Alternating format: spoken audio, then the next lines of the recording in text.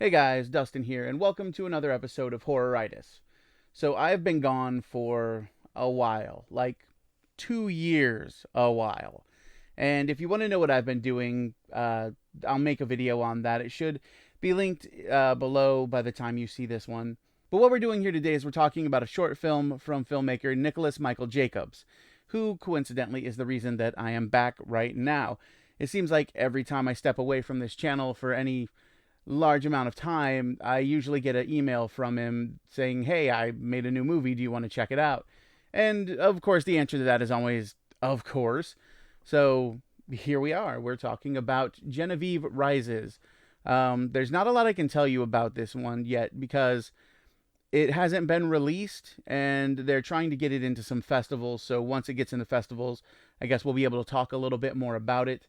But basically, what this is connected to another short film made called Genevieve, and it's about a guy who whatever he writes comes true, including summoning this evil doll named Genevieve. And then Genevieve Rises is also about the same doll, just summoned through a book instead. There might be a deeper connection there that I don't know about, and hopefully that gets explored somewhere later. But yeah, it's definitely worth watching because, for one, I've been following this guy basically from the beginning of his career, and I very much enjoy seeing how people progress with what they do as they go on and get better and get more experience. And you can definitely see a clear line of progression with this filmmaker from the beginning to now. And it's always really, really nice to see that happen. That's what I like about stuff like this. That's what I like about independent filmmakers, specifically Nicholas Michael Jacobs, who, you know, it's somebody that I can say, hey, I saw this guy at the very beginning, and one day I feel like I'm going to be able to say, hey, you know, I knew that guy when he was just starting out. Or, I saw his stuff back when it was still the early stuff, and now he's somebody that people know. It's kind of feels like that's where he's going, or he'll get there eventually, I'm sure. And it's kind of cool to be able to say, hey, I remember when this guy was doing this. Things like this, like independent filmmakers and stuff, like it's important because, I mean, you get like this crazy diversity of ideas and voices with independent filmmaking. You get people who aren't constrained by what mainstream movie making tries to force on you.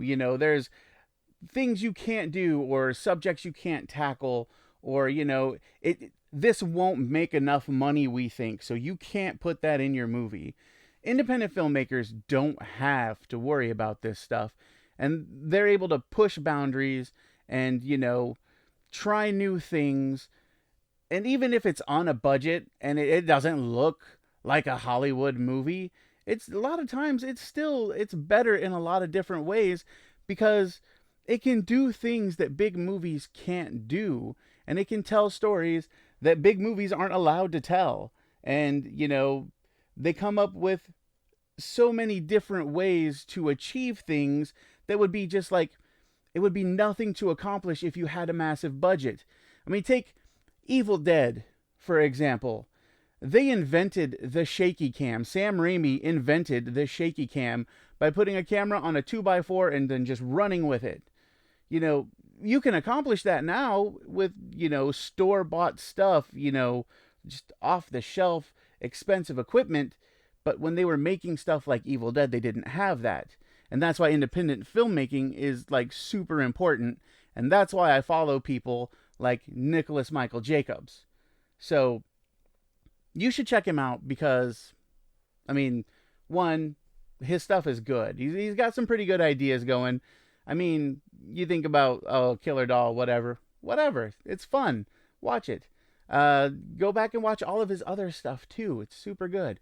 And then when Genevieve Rises comes out, or you see it at a festival, or it just becomes available on YouTube, give it a watch.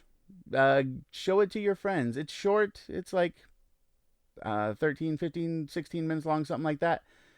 But it's worth it. It's not, it doesn't drag. I think that's probably the best compliment I can give it. It doesn't drag. So that's it for this episode. I am Dustin. This was Horroritis, and until next time, keep it creepy. I forgot how difficult it is to do this. I haven't done this in 2 years. And oh my God, it is harder than I remember to just say my thoughts in a clear, cohesive manner. Whew.